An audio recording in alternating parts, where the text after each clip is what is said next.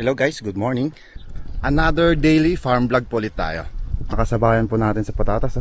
Nagsilinis na rin. Nagumpisa na sila. Di pa tapos dito sa kabila.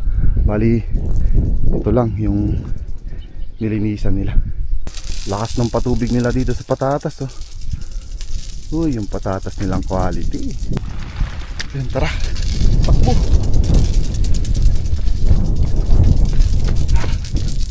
Lusot.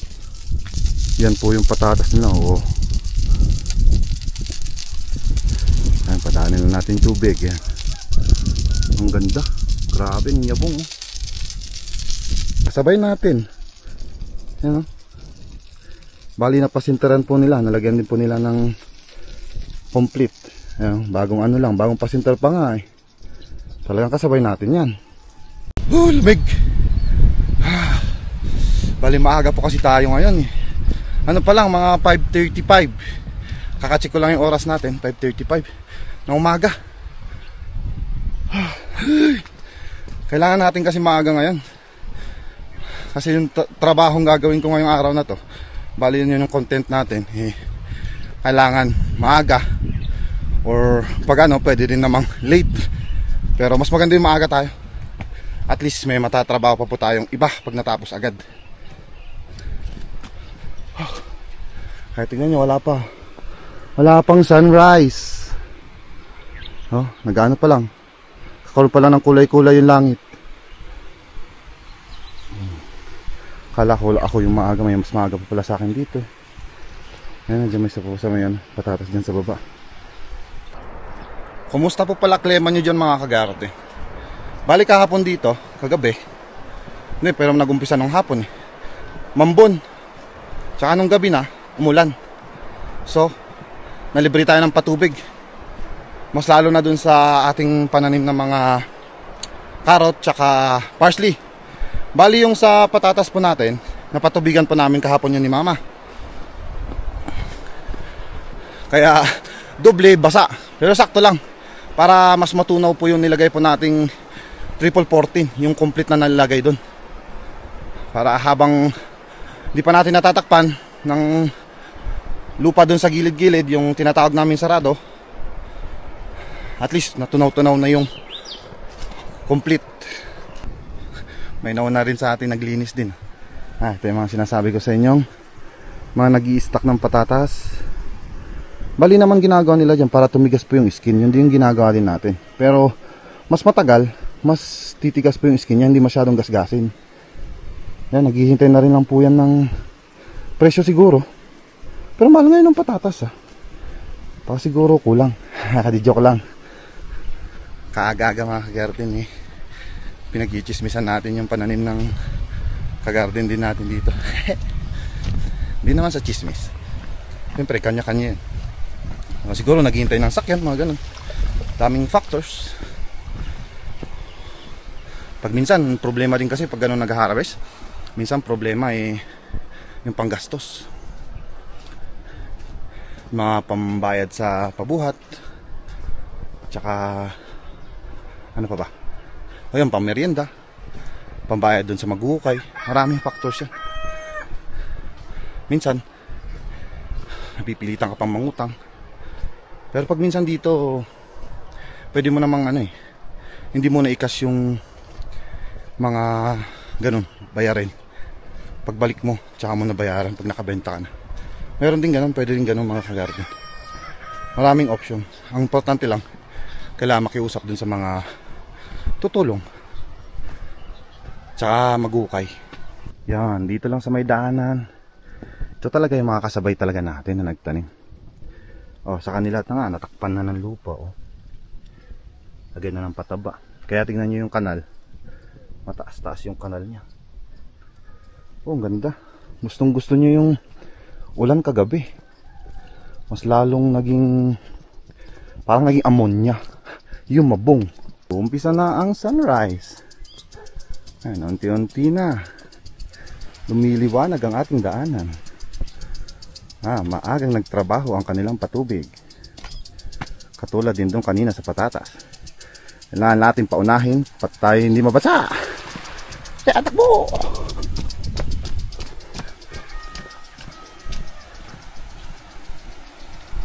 Ayan, dito na tayo.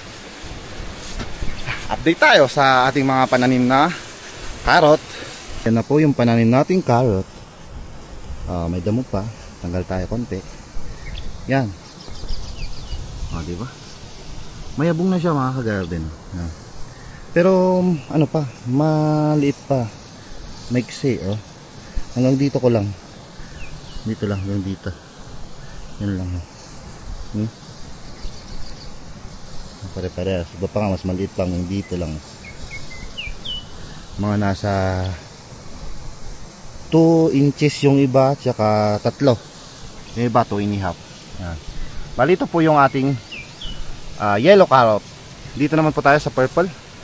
Medyo madalang-dalang, pero okay lang yun kasi less tayo ng bawas. Kasi babawasan din natin to, tinatawag na painot. Yan. Ayan din siya.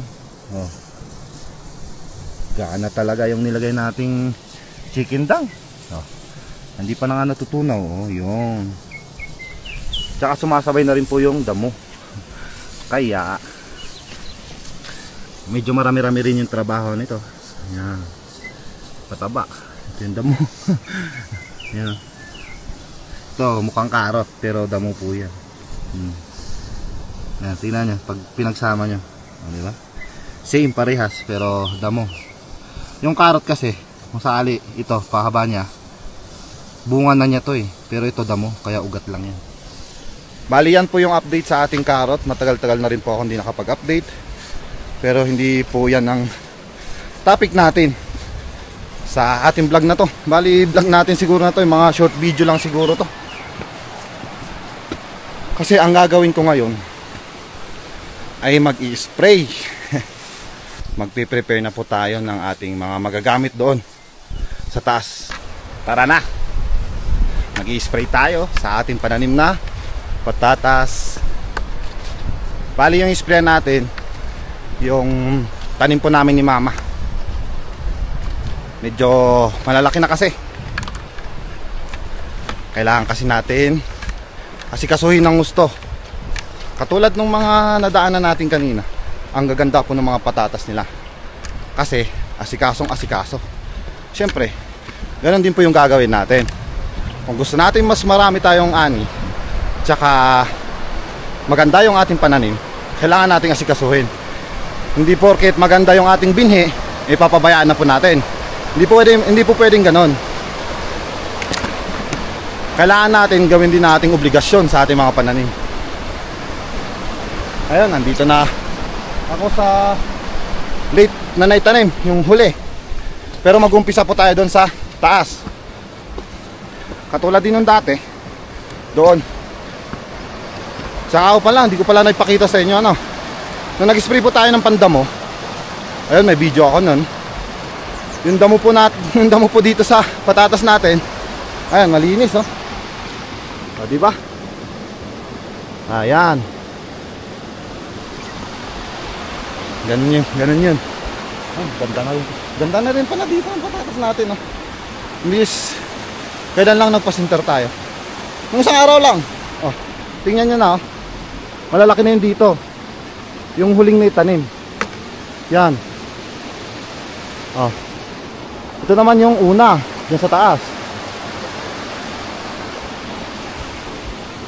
Diba? Quality. Ayun, baba muna tayo sa sapa. Dito tayo magtitimpla. Pwede na dito. Baba lang natin to. I-check natin ang ating pananim dito. Kasi hindi naman pwede yung basta-basta mag-i-spray lang tayo ng kung ano-ano. Kailangan din natin ikutin para alam natin yung mga may spray. Uy, wala alam. Lagi talaga ako nagagandaan dito sa tanim namin dito. Tsaka yung tanim namin ngayon ni mama na patatas, gandang ganda ako. Ano ba naman masasabi mo pag ganito? Yun, no? Di ba? Oh, kabuuan. Yon. Quality. Titingin po tayo, baka mamaya ay may blight. Ganon.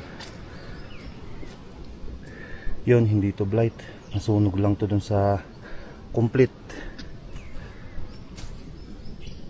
Ito na. Kita nyo mga ka-garden, meron na siyang fungus. Tanggalin natin agad. Ayan, pumuputi na. Yan yung problema sa patatas.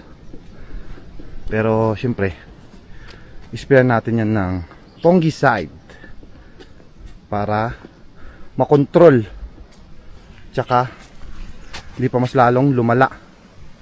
Ayun, ganun lang. Wala naman na dito. Ayun, bale yun lang yung sakit. Kailangan natin ng fungicide. Kita nyo, wala masyadong damo.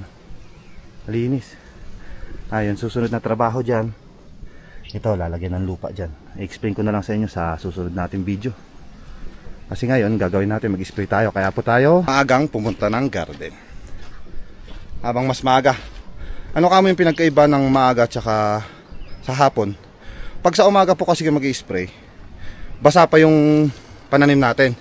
Madaling dumaloy yung i-spray natin hanggang dun sa stem, tsaka mga branches, ganon. Tsaka medyo makakalis tayo kasi pag medyo tuyo na yan, kailangan po natin paliguan po kasi itong patatas ng fungicide, mga pestisidyo. So yun, medyo mas marami ang timpla pag medyo dry siya, pag sa hapon kayo mag-spray. Pag ganitong umaga, less. Ano lang dito, ang technique lang po nito, pag sa umaga kayo mag-spray, medyo magdagdag kayo, mag-add-on kayo ng timpla. Bali kung sakali, 2, gawin na po nating 3. Itimpla na po tayo. Sakto yung mga kinuha ko. Puros fungicide.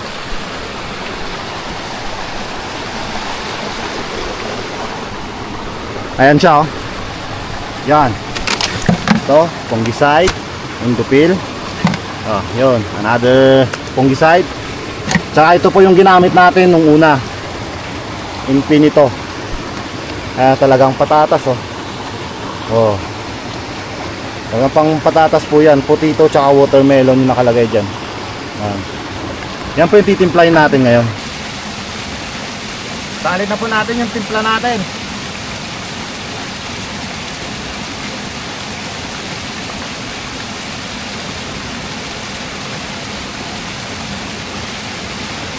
Yun, wala.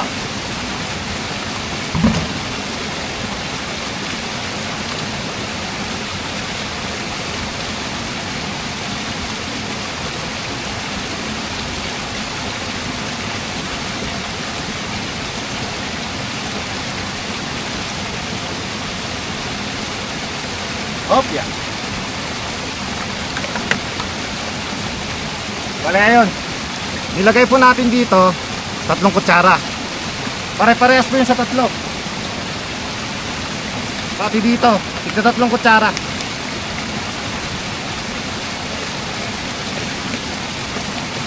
Yan, dito na po ulit tayo. Mag-umpisa sa dulo, papunta doon sa kabila. Diba? Madali mag-spray pag ganito.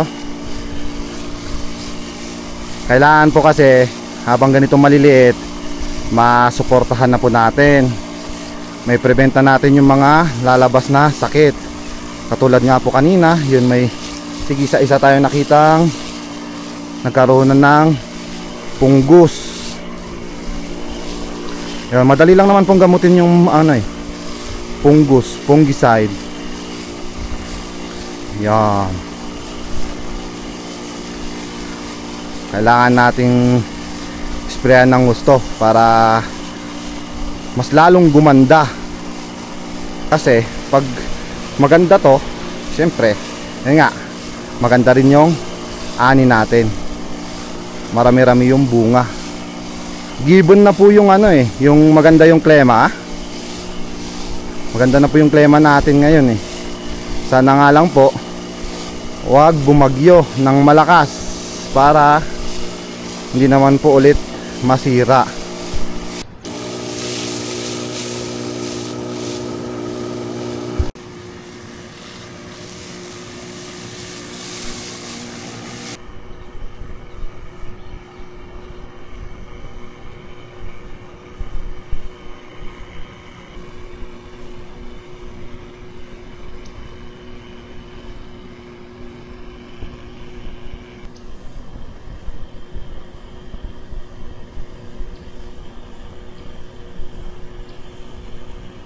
Tapos na tayo dito sa kabila.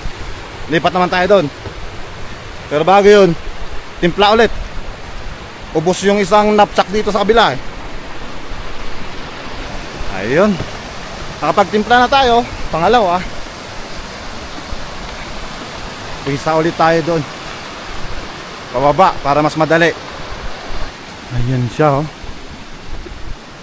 Uy. Parehas. Mapagpa dyan sa taas oh. Yung sa bundok.